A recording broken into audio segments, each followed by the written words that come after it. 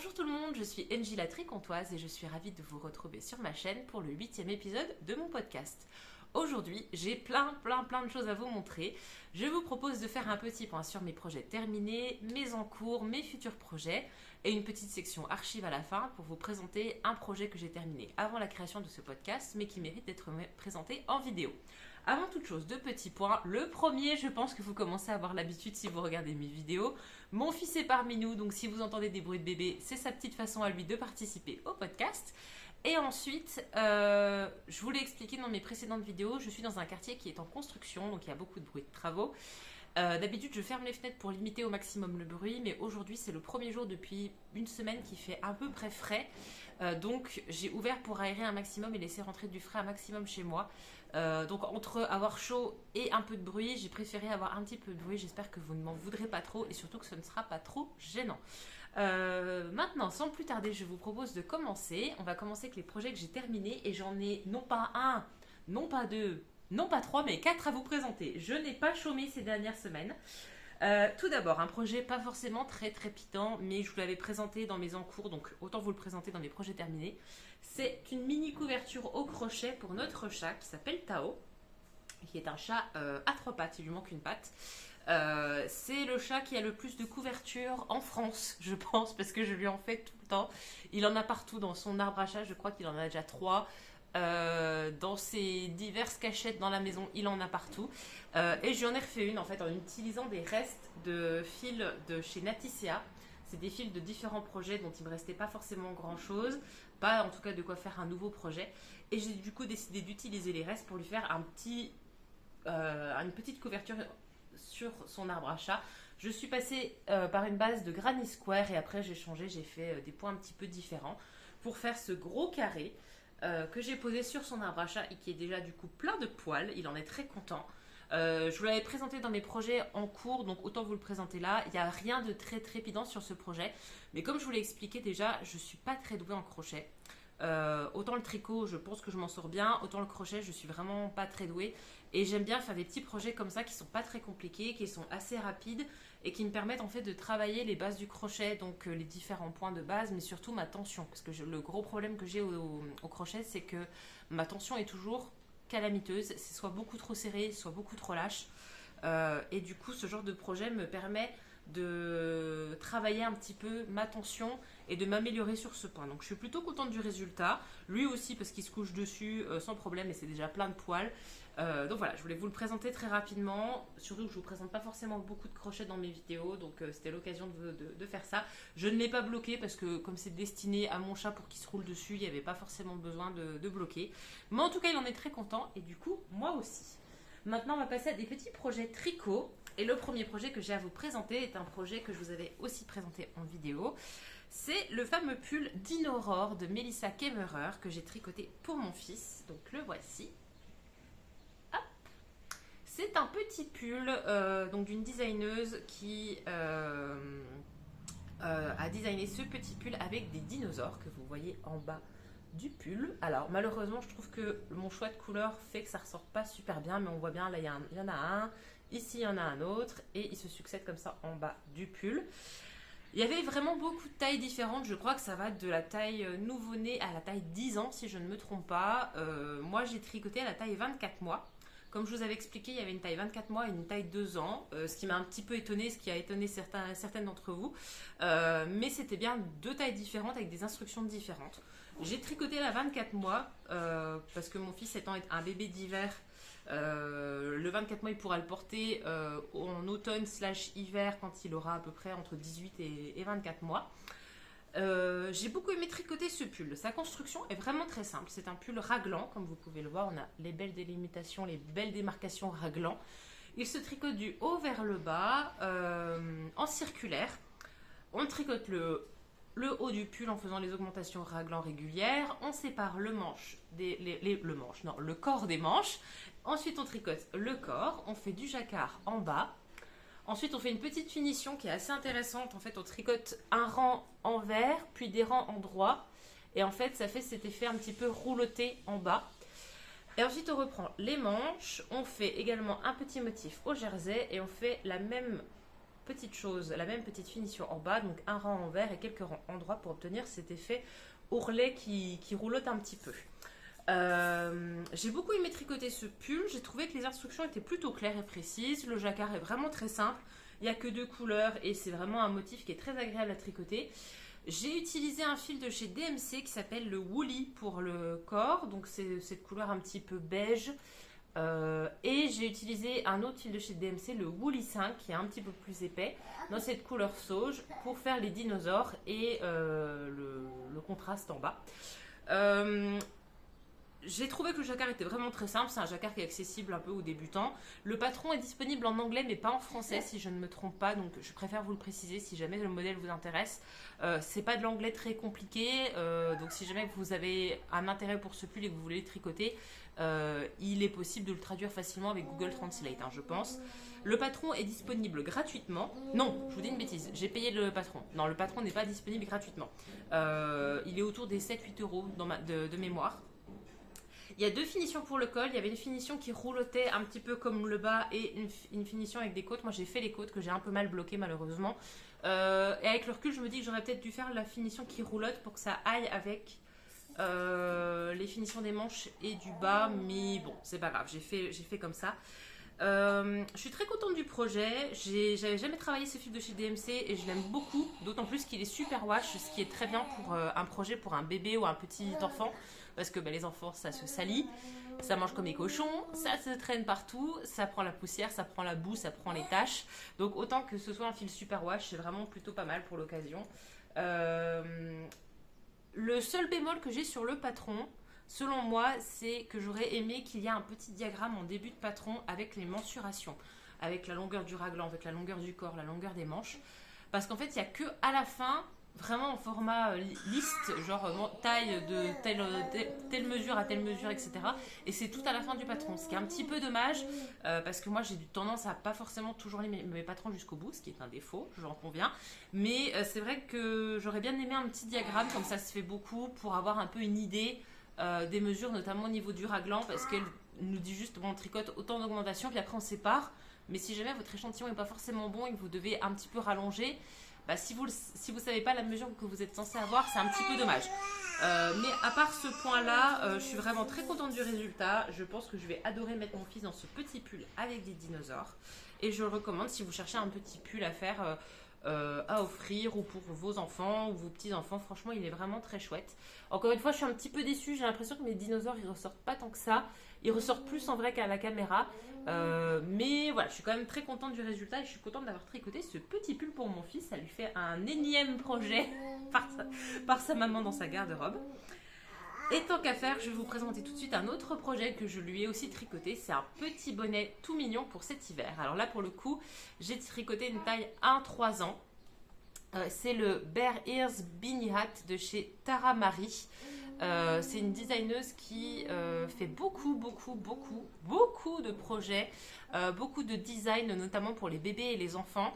C'est publié sur son blog et il y a la possibilité soit d'acheter le patron sans pub, soit de faire le patron gratuitement, mais il y a des pubs sur son blog. Donc moi j'ai choisi la version gratuite parce que ça me dérangeait pas plus que ça, et puis pour un petit bonnet il n'y avait pas forcément énormément d'instructions.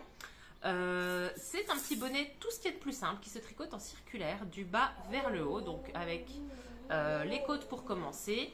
Ensuite on fait le corps jusqu'à obtenir une certaine longueur et ensuite on fait des petites diminutions qui sont vraiment très nettes. Vous voyez, c'est bien, j'aime bien quand on voit bien comme ça les diminutions.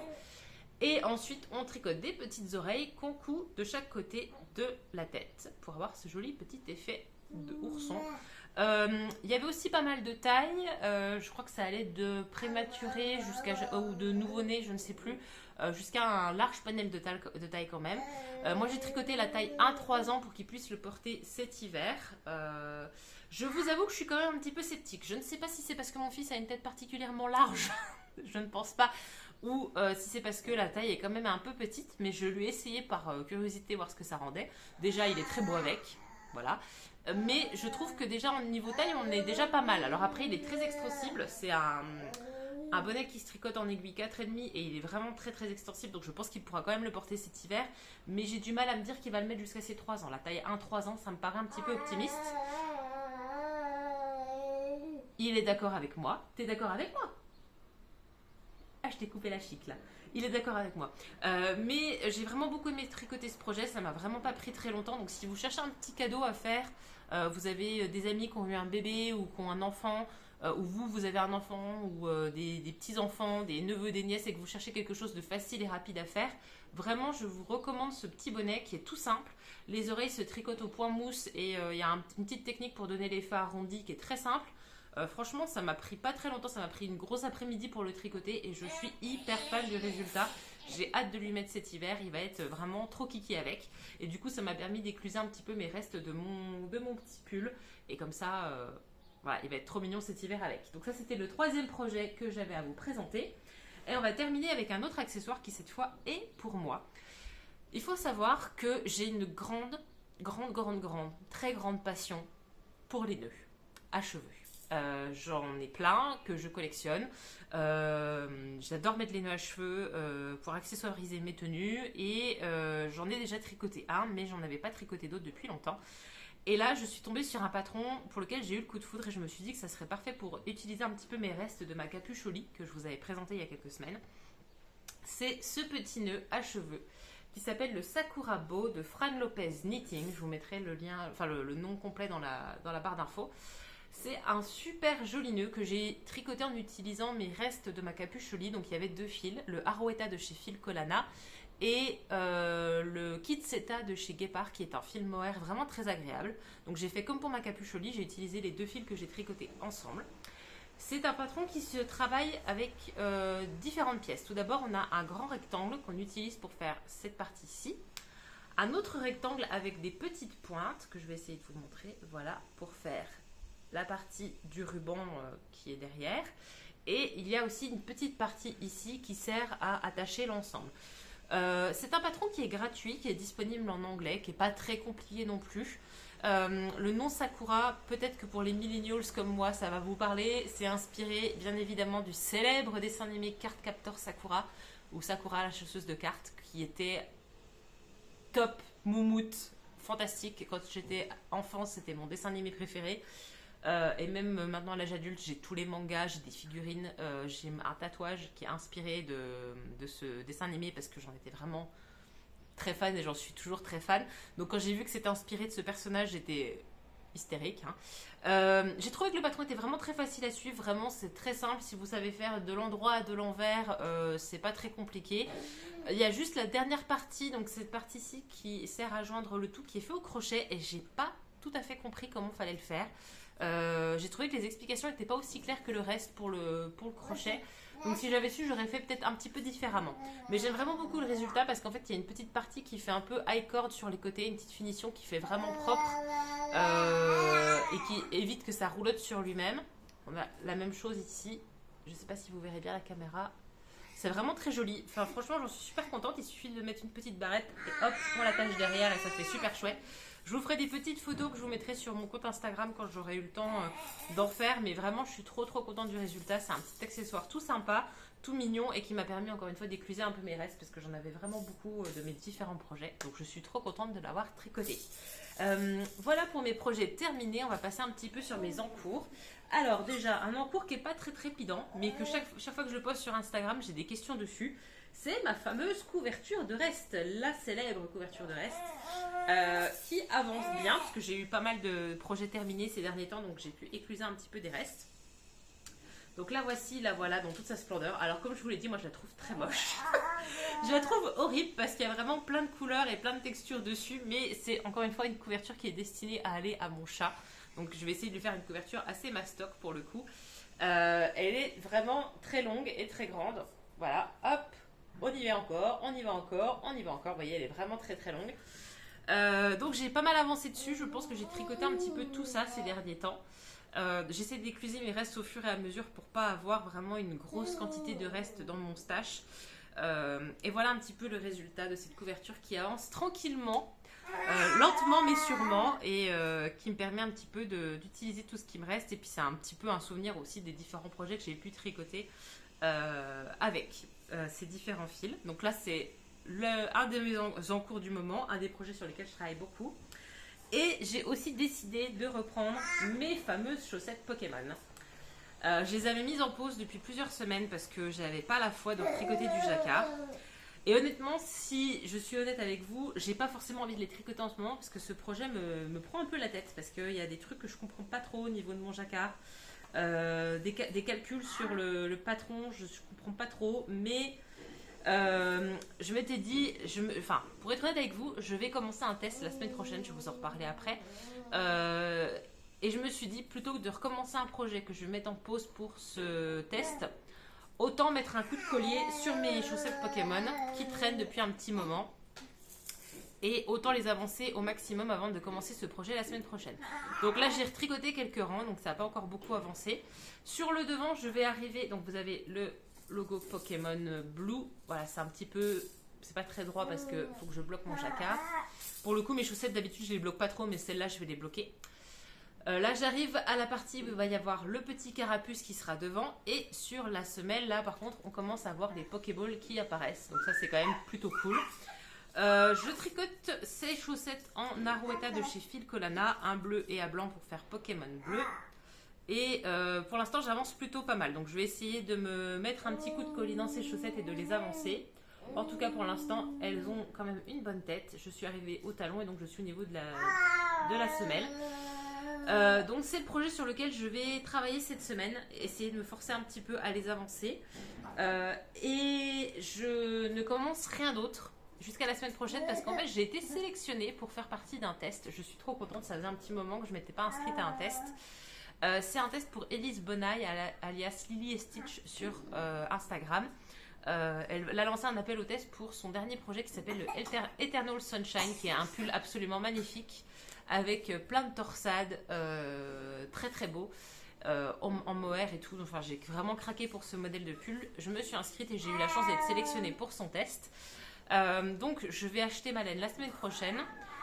Et je me suis dit, je vais pas commencer un pull ou un gros projet avant de commencer celui-là parce que je vais vraiment me consacrer à ce test à partir de la semaine prochaine. Donc voilà, on est raisonnable et on fait les choses qui traînent, à savoir mes chaussettes Pokémon et ma couverture d'encours. Mais voilà, un petit peu pour mes encours. Donc j'espère que la prochaine fois que je vous verrai, je pourrai vous présenter au moins une chaussette Pokémon finie et l'autre commencée. Ça serait vraiment bien. Et j'aurais commencé aussi ce petit test. D'ailleurs, du coup, pour ma partie archive, dans laquelle je vous présente un projet que j'ai terminé avant la création de ce podcast, je me suis dit que j'allais vous présenter un précédent design de chez Elise Bonaille. Alors, je vous avais déjà présenté son top, le Lille Daisy, qui est un top d'été avec des petits volants. Je vous l'avais déjà présenté, j'en suis super fan, je le porte beaucoup l'été.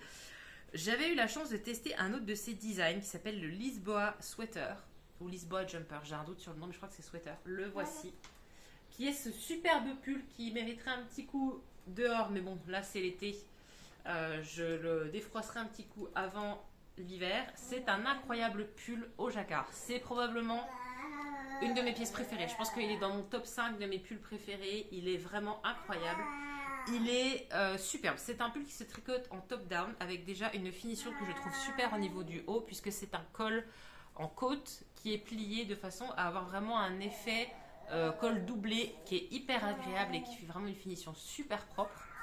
On a ce magnifique jacquard qui est incroyable et qui rappelle du coup, je pense que vous l'avez compris, au nom du patron Lisboa, donc qui rappelle Lisbonne, et les magnifiques porcelaine, je sais pas si c'est de la porcelaine, mais en tout cas les magnifiques carreaux portugais. Vraiment, je trouve que c'est incroyable. Ce jacquard est superbe. Et une fois qu'on a tricoté son petit jacquard et qu'on a fait plein d'augmentations, on sépare et on fait les manches, le corps, et on a un petit rappel du jacquard en bas des manches. Vous savez, moi qui adore le jacquard, ce genre de détails, j'en suis super fan. J'ai tricoté mon pull dans la taille 5 et je l'ai tricoté en alpaca wool de chez Sandnesgarn, qui est un de mes fils préférés pour faire du jacquard et un de mes fils préférés pour faire des pulls d'hiver parce qu'il est méga chaud. Enfin franchement, il est hyper agréable, hyper doux. J'ai utilisé deux fils. Du coup, j'ai utilisé un fil un peu corail pour la couleur principale. Il rend un peu rouge, mais c'est vraiment un corail. Et un rose très pâle pour la couleur contrastante, parce que je trouve que ça va plutôt bien ensemble. C'est mon fils, hein, c'est pas un dinosaure. Qu'est-ce que tu fais? Tu fais le dinosaure? Bah oui. Voilà, les gens vont croire que j'ai adopté un bébé dinosaure. Mais non, c'est bien mon fils. Donc voilà, c'est vraiment un pull dont je suis super fan. Chaque fois que je le porte, j'ai plein de compliments. Et vraiment, si vous cherchez un projet jacquard assez facile à faire, je vous le recommande parce que le design est relativement simple. C'est assez impressionnant parce qu'il y a plusieurs motifs à faire, mais il n'y a que 2 couleurs. Et c'est un jacquard qui est assez simple à suivre. Vraiment, j'en suis super fan et je l'adore. Je l'adore, je l'adore, je l'adore. Donc voilà, je vous ai présenté vraiment plein de projets, vraiment plein de choses aujourd'hui. J'espère que ce petit podcast vous aura plu.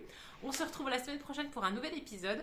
D'ailleurs, j'aimerais faire une petite vidéo de type foire aux questions avec des questions de votre part auxquelles je pourrais répondre. Donc si vous avez des questions à me poser sur le tricot, la couture, le crochet ou même si vous avez des questions pour apprendre à mieux me connaître, n'hésitez pas à les poster en commentaire. Je ferai également une petite boîte aux questions sur Instagram et j'essaierai de rassembler un maximum de questions pour y répondre en vidéo. Mais voilà, si vous avez des choses à me demander, n'hésitez pas. Il n'y a pas de questions bêtes ou il n'y a pas de questions auxquelles je ne répondrai pas, sauf si ça touche à mon fils et à ma vie privée. Mais je me ferai un plaisir de vous répondre. Sur ce, je vous souhaite une excellente journée. J'espère que vous passerez un très bon jeudi et une très bonne fin de semaine. Et je vous retrouve bientôt pour une prochaine vidéo. Au revoir!